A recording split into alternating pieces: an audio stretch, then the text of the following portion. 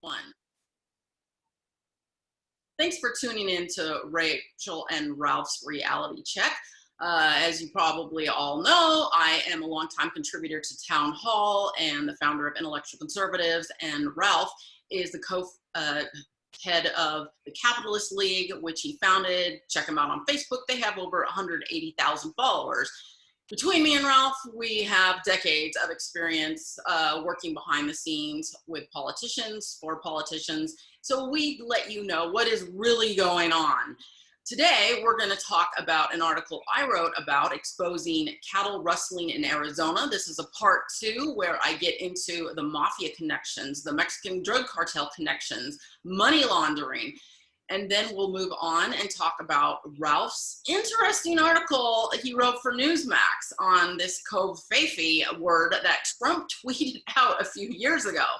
And finally, we'll round it up with our Blue Collar Blues segment, where we're going to discuss how there are actually a lot of jobs available for blue collar people right now, contrary to the left, which keeps saying they're all going to be eliminated by technology.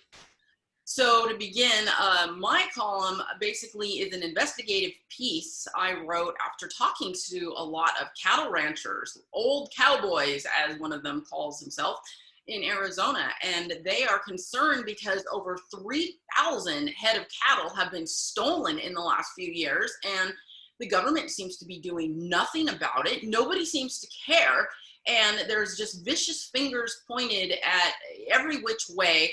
And what really worries me is, this is happening on my side of the fence. A lot of these people involved are Republicans, and why are we all fighting with each other? It goes all the way up to Governor Doug Ducey at the top. He apparently has been ignoring this. The head of the Department of Agriculture is not doing any investigation hardly of these complaints. Apparently at one point they were, but they're not anymore. And a lot of these cattle ranchers tell me the mafia is involved, the Mexican drug cartels are involved. They even had a meeting. I saw the minutes, that laid out beginning the meeting a year ago to discuss their involvement in this. And it goes as far, they say, as money laundering. They're trying to figure out how millions of dollars appeared in the cattle ranchers' bank accounts and then suddenly just disappeared because, apparently this organization does not have the ability to raise this much money. And they say the accusations go all the way to Arizona Public Service, which is the big electric company around here, Pinnacle West, their parent company.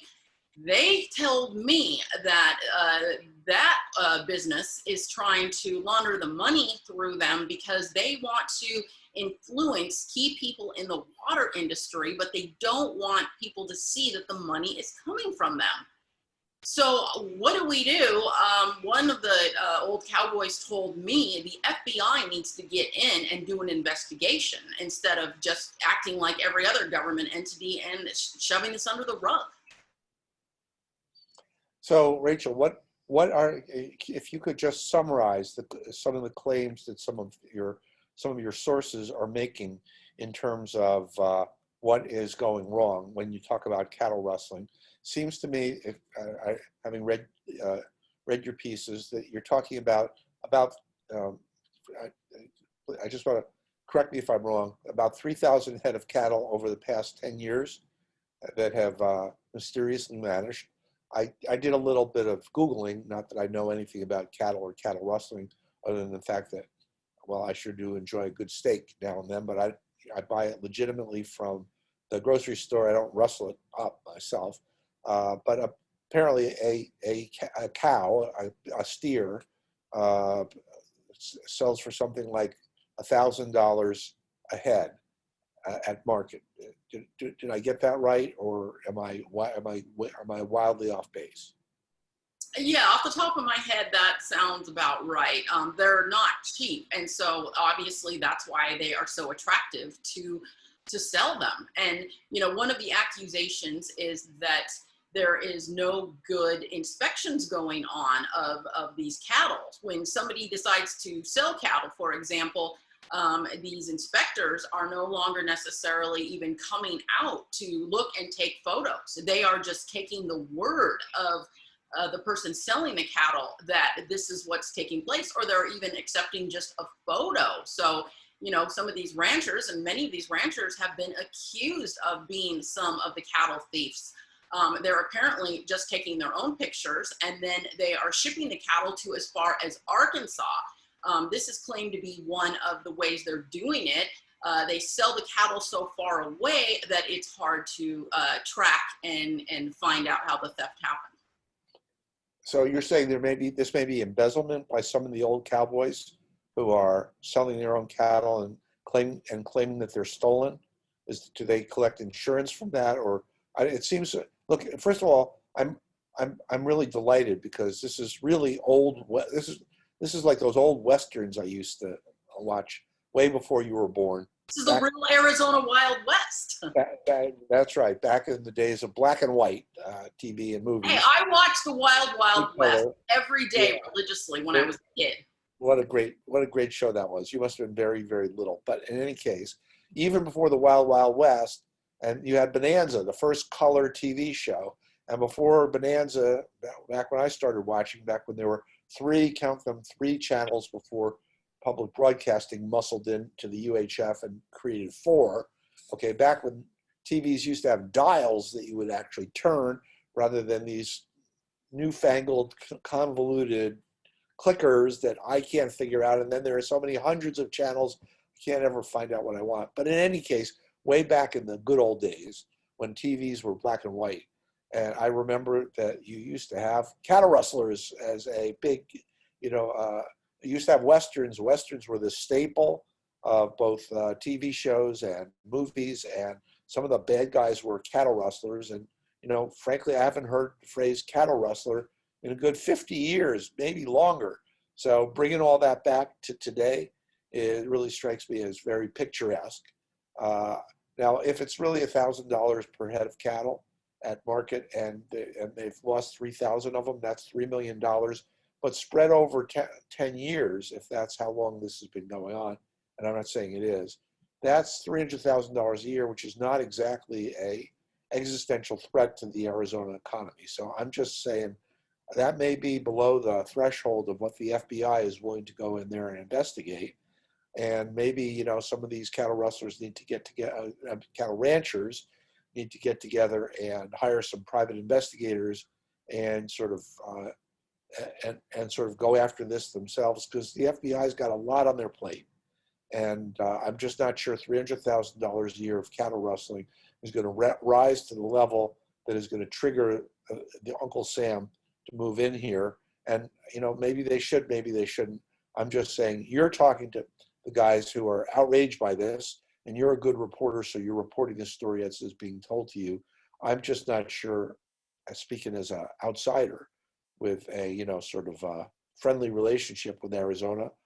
I lived in Tucson after I graduated from college. My life partner has a condo in Phoenix where we, go to visit from time to time. So I got a sweet spot for Arizona, but I'm just not sure that this is the story that's going to win you your long overdue Pulitzer Prize, or even better, the MacArthur grant that the MacArthur Foundation should have awarded you many, many years ago already, and they're terribly overdue. So our many listeners who are MacArthur Grant Foundation winners, please pick up the phone and say, time for Rachel to get her MacArthur.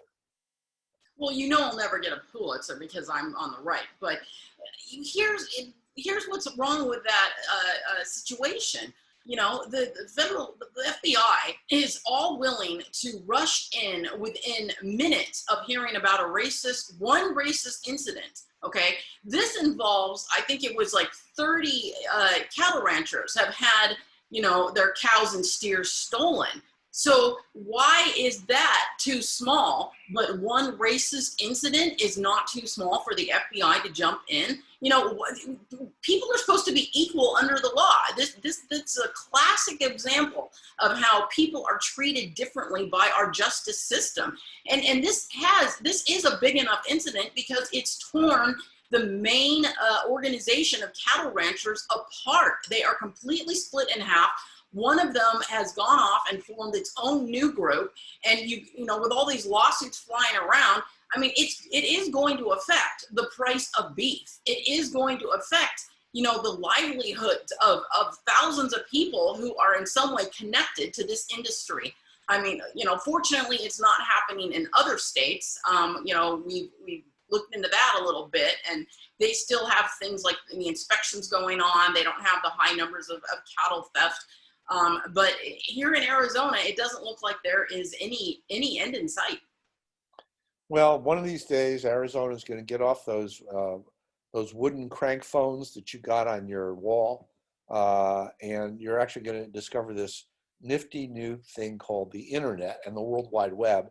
And maybe they'll even come up with these, you know, these internet-enabled video cameras, so they can actually keep an eye on stuff, and they can do a better job monitoring their own herds to make sure that if in fact rustlers are out there, that they bring those rustlers to justice. So I'm against vigilante action, but I am all for justice. So let's hope that they can figure out this newfangled technology so that they can secure their perimeters and get it, and maybe even get this thing called a cell phone, so they can call the local sheriff and say, "Sheriff, there's been an incursion.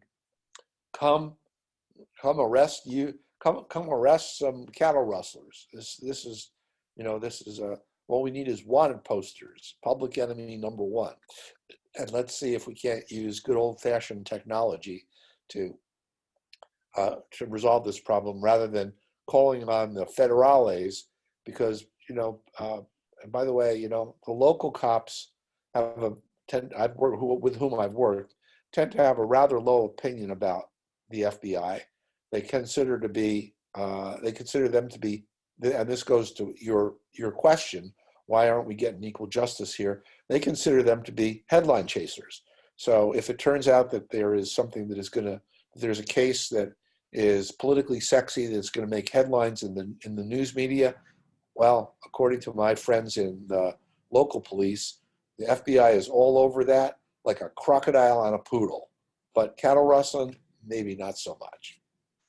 Well, I do think that, you know, there needs to be some justice, but I think your solution is absolutely brilliant. You know, they probably have video cameras, but they're not adequate, because you're right. If they had just put them up everywhere, that could very well solve the situation. So yeah, that's my Rachel, a social justice warrior. I knew I could count on you. I don't know why video cameras are social justice, but okay, whatever. Let's move on to your fascinating article about Trump and the covfefe, or however you pronounce it. Covfefe, C-O-V-F-E-F-E. So you're not buying that he was really just referring to the media and had typed it wrong. No, I'm not buying it at all. They're, you know, covfefe and the media, they're not even cognate. I believe that he either coded or garbled a professional wrestling phrase called kayfabe. Okay, I'm not a professional wrestling fan. Sorry, I'm just not cultured enough for that. But I, you know, did some research, and I came across the fact that there is this very common term inside the professional wrestling world called kayfabe, Kayfabe, which sounds to me very suspiciously like covfefe. And Trump, having gotten up at midnight, talked about all this press kayfabe, all this press covfefe. And I said, and when I came across the term kayfabe a little bit later, I said, hey, kayfabe means in the professional wrestling world to pretend that what's going on is for real, even though it's all staged.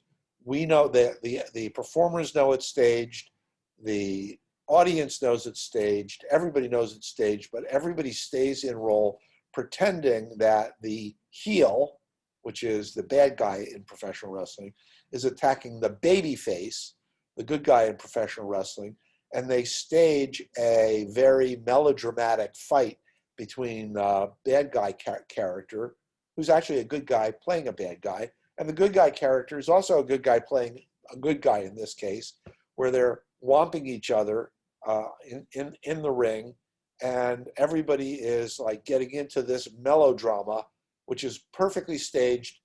It's totally staged. There's nothing. Their wrestling match, every move is choreographed, and everybody, and they know it, and their managers know it, and the referee knows it, and the audience knows it.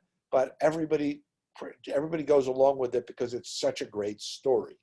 So my view is that what Trump was doing in this midnight tweet, which by the way he erased at 6 a.m. and then challenged me to say, who knows what covfefe really means? Well, Mr. Trump, I accept your challenge. I have figured out what covfefe means. Covfefe means kefabi. You were engaged with professional wrestling. You were not a deeply part of that scene, but you were part of that scene. You knew those people. They knew you. You were engaged. And then you went on to reality TV, quote, reality TV, which is also perfectly staged, and everybody acts as if it's, spontaneous and real. We all know it's scripted, okay? But part of kefabi is we don't admit we know it's scripted. We play into the melodrama as if it was a real life thing.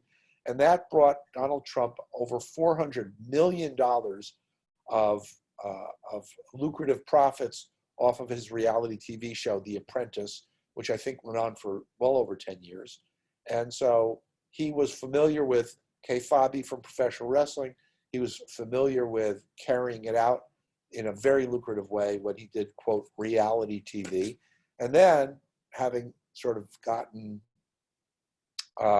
woke, you should pardon the expression, to the market out there for this stage melodrama and being, a sort of fairly brilliant figure, he said, let me go down that escalator and move the culture of politics, which is really very close to having become political theater. Let me just tip it right over the edge. And instead of it being a competitive sport like baseball, where you've got the two teams, the stupid party, that would be the Republicans, and the evil party, that would be the Democrats, who formulate their own policies and their own plans for implementing those policies, and then compete with each other legitimately to try to persuade we, the audience, the voters, to vote for them because they want to persuade us that they've got a better policy and they've got a better shot at enacting the policy. And that was the pennant race, which was the primaries, and the World Series, which was the pinnacle of spectator sports. Let me shift that over to turn politics from a competitive spectator sport, where these two teams are really competing, to a staged melodrama presenting the good guys versus the bad guys, me versus the Mexicans, whatever it happens to be, and you remember Trump accusing the Mexicans of being rapists and so forth. But he didn't accuse the Mexicans. He accused the criminals coming over the border who were drug cartel members and the ones who would come in and rape. He has a true gift for dramatizing stuff in his, in his patter, in his speech. And so he all of a sudden grabbed politics and converted to a staged melodrama for the delight of the audiences, at least 74 million members of the audience who eat that up. And all of the other candidates in the primary were caught totally flat-footed. They thought that this was going to be a reenactment of old-style politics, where they were coming up with policies and promises, and Jeb Bush, who I'm not a big fan of, by the way, I'm not a big fan of the Bushes, okay? He was caught flat-footed. He had He'd raised $100 million. Well, through the use of covfefe, Donald Trump achieved billions, literally billions of dollars of free publicity because the media was riveted by the show. So the $100 million that Jeb Bush thought was going to be definitive in getting him the nomination was a drop in the bucket compared to the billions of dollars of earned media or free media, the way you want to put it, that Donald Trump knew how to command the attention of cable news by saying the most outrageous, melodramatic things, and the media just could not look away, giving Trump this huge advantage in terms of exposure and propelling him on to the nomination. And then he played the media like a violin, like a fiddle. Okay, and then after he got the nomination, he used the same techniques of melodramatization to basically open up a can of you-know-what on the Democratic nominee, Hillary Clinton, who was really boring and who was really, not good TV.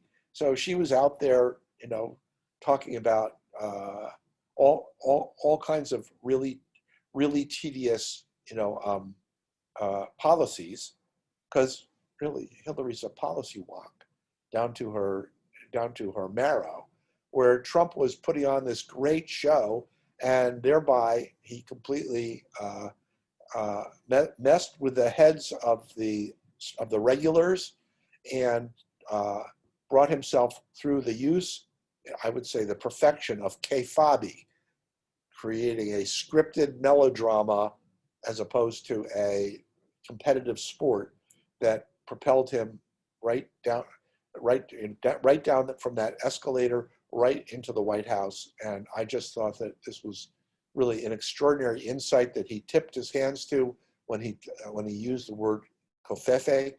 And by the way, there was a post-Marxist philosopher named Guy Debord in France, creating a movement called the Situationalists, and he wrote a book back in 1967 called The Society of the Spectacle. And I believe that Debord absolutely anticipated the change of the culture to something that was focused in pure spectacle, and that I don't think that Trump ever heard of Guy Debord, much less read The Society of the Spectacle. But I think his feral instincts were such that he realized that America was ready for this, that nobody was in a position to, nobody in 2016 was smart enough to compete with him about it. And then, so he ran away with it in 2016 until, of course, he hit the brick wall of Joe Biden, who was politically even smarter than Donald Trump, and was willing and turned the tables on him, not through the use of covfefe, but through election fraud. Yeah, we just had the Arizona audit. Some results came out a couple days ago. We're finding the 10,000 plus votes that Biden supposedly won by were all by people who had registered to vote after the election, or they had ballots that were never actually mailed out. So they just came up with ballots. I see. Well, Trump supporter Bill Barr, the Attorney General, who was a great not in the end. Trump loyalist, said, I couldn't find any significant election fraud for all of these, hot and heavy claims. The evidence just wasn't there. And after having been thrown out of court 60 or so times, Rachel, I'm glad that left-wing judges. Many of them were Republican right-wing judges. And our own Mark Brnovich said right after the election night that he didn't see any fraud yet. Yeah. Okay. But now he's calling for massive investigations into it. He's been one of the biggest ones behind it because he's seen the light. He is a very astute politician. And let me say, I'm very touched by your brand of faith-based politics. Evidence be damned. That said, faith-based? We're looking at the stuff that the mainstream media will not report and talk about. All you have to do is do a little bit of a harder search on the internet. I refuse to say Googled. and you will find all this evidence of the fraud. You know, I mean, look at all the conservative lawyers out there. They all, you know, former election attorneys like myself. We're saying we see the evidence. We're not all just going along with the mainstream media. Oh, there was no election fraud. It's all a conspiracy theory. You know, just wait until this whole, you know, audit finishes. It's not done yet. We haven't had the full report. Okay, well, I still I tip my hat to your faith-based politics and for your deep devotion to Donald Trump's narrative. I can say faith-based politics about all you people who rant and say there was no fraud. Why not call that faith-based politics? You're ignoring the evidence of the fraud. I looked for the evidence. I was very, very underwhelmed by how trivial the number of so-called fraudulent votes was, based upon the work. Don't look at the low numbers. Look at the articles. I have written articles about thousands and thousands of fraudulent ballots. Don't look at the ones where they're like, oh, they found an 80-year-old woman who voted her dead husband's ballot. You know, that's serious and, you know, that's bad. But that's not enough to tip the election. The mainstream media loves to focus on those incidents to distract people from the tens of thousands of fraudulent ballots. Yes, the supposedly, allegedly tens of thousands of fraudulent ballots that that only you and Donald Trump and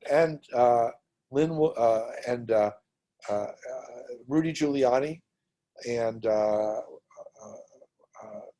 the great Kraken lady. But that's not true. If you look at polls of Republicans, something like 72% of Republicans believe there was significant ballot voter fraud. It's not just 3 people who are loud and noisy claiming that there was ballot fraud. There are legitimate people on the right who firmly believe there was fraud, and we just haven't had a fair day in court, because if you check off the names of all the judges who have thrown these cases out, they're almost all leftists. And I wrote in an entire column dedicated to explaining why there were turncoats on the Supreme Court who, you know, blew off the fraud cases. A conspiracy so vast. It's not a conspiracy. It's just like the left-wing media. The left-wing media. I thought you were saying. Together. Wait a minute. The same view. I thought you were saying it was a conspiracy. You were just saying it wasn't a conspiracy theory. What's the difference? Well, listen, we're running out of time for the major segment, and I just wanted to report a little element of great news to give our vast, our viewership, viewership so vast, a smile that so they can go into this coming week with happiness, and that is, there is so much demand for blue-collar workers that after decades of blue-collar workers getting the shaft, all of a sudden there are just McDonald's and Chipotle, they're raising their minimum wage, not because Uncle Sam is not because the government's telling them they've got to, which I'm totally against, because just like everything else, price of everything is determined by supply and demand.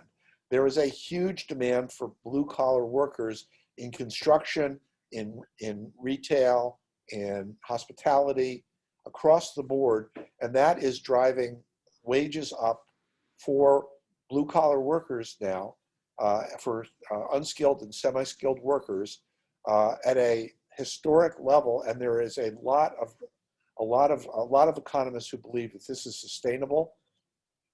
And by the way, it used to be up until the pandemic that investors were getting all the juice, and workers were getting the shaft. Well, now all of a sudden it's the workers whose income is going up, and the investors income is stabilizing.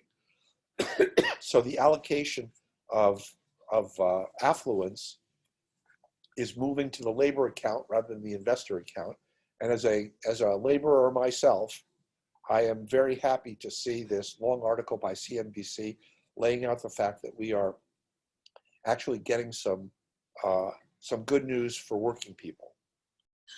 And I'd just like to make the comment, my lefty friend always uses the argument that we need a universal basic income because all of these manual labor jobs are all going to go away due to, you know, artificial intelligence and the advances in technology. And I've always disagreed with him because if you look at history, recent history, as technology advances, there's always something else that needs to be done manually to keep the technology running. And, you know, look at it in your own life. You know, we have all these technological advances that are just so wonderful, but there's all this extra additional stuff you have to do to keep the technology running. You're absolutely right about that, Rachel. Number one, and once you have robots, you need robot repairmen, you need robot builders, okay, which is a highly skilled job, which is going to pay a lot more than moving, than grabbing a bag of potato chips from Amazon warehouse and shipping it off. So this is the left has been wrong about this since the days of sabotage, which, by the way, came from the word sabbat, which were the wooden shoes worn by worn by factory workers. And when they automated weaving, the factory workers were upset. They thought it was going to cost them their jobs. They would throw their wooden shoes into the automated looms, and that's where we get the word sabotage. Okay, but it turned out that these looms created better jobs for them that would allow them to make a lot more money, working less and doing less onerous chores. So the productivity created by invention has proved to be great for workers, and it just unfortunately it addles the brains of leftists who, by the way, have not done the math on the universal basic income. I wrote 2 columns about this because a man who I greatly respect, Andy Stern, who used to be the head of the SEIU, Service Employees International Union, wrote a book called Raising the Floor. And it was so full of factual errors and misleading information that I had to, and by the way, I wanted to believe in universal basic income. It sounded great, and they were claiming that, oh, libertarians were for this too. Well, it turns out libertarians were for this provided they scrapped Social Security, which of course is the most popular federal program out there. It's not going to get scrapped. So that was just the libertarian romanticism at work. Turns out that the snake in the grass of the universal basic income is a value-added tax to raise enough money to pay people the $1,000 a month. But in order to raise, there isn't enough money among rich people and corporations to pay all of that. In order to raise enough money to pay that $1,000 a month, you have to charge middle-class workers a secret $1,000 a month sales tax called a VAT. So you're taking it out of one pocket and putting it into another pocket. But the sinister plan is it's really a form of welfare because you're soaking the middle class who break even or worse, and then you're giving it to the poor, who I'm all in favor of raising up out of poverty through work, not through transfer payments. And you claim that what you're doing is you're soaking the rich, but when you actually do the math, you're not able to get nearly enough money out of the rich. If you confiscated all of their wealth, Elizabeth Warren's wealth tax, okay, well, number one, once you've confiscated their wealth, it's gone. There's no more wealth to confiscate. So in 1 year, you might be able to, confiscate all of their wealth and pay these lavish benefits to the poor, and then you run out of wealth. You've confiscated it all. Okay, it's nonsense. It's sheer nonsense. It all comes out of the pockets of the middle class through this invisible value-added tax, which I hated Andrew Yang for, by the way, because he was out pushing this nonsense. My lefty friend loves him for that. Yeah, well, your lefty friend is about to get soaked. And I just remember when in the 1984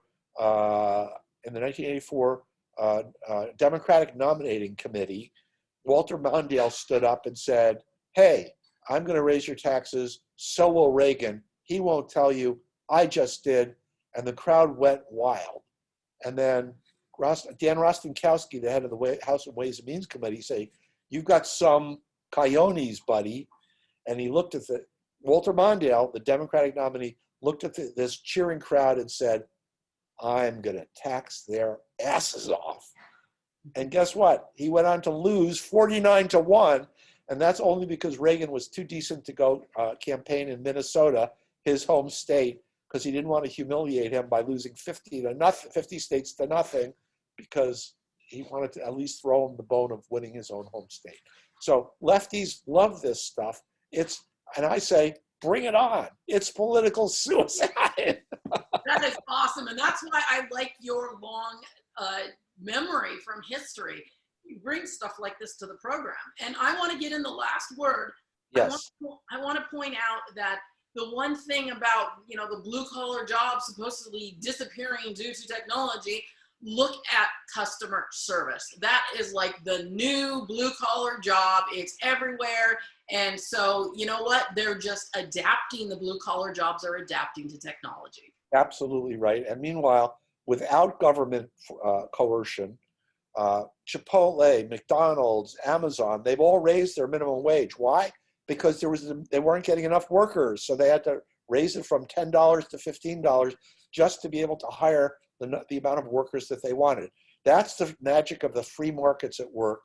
And even though you always get the last word, Rachel, my next week's column is going to be, big shocker here, the Washington Post editorial board came out 2 days ago and said that democratic capitalism, not democratic socialism, is for all of its faults, is been proven the best way of moving affluence to the most people possible. This is a shocking revelation. The Washington Post is now singing our song. I've got a piece coming out in Newsmax about it. I can't wait to share it. Can't wait to talk to you about it next week. And I really get the last word, because my column for next week is on, if you have some KKK person who agrees with you on a political issue, that does not make you a KKK type of person. So thanks for watching, everybody, and we will see you next week. Thank you, Rachel.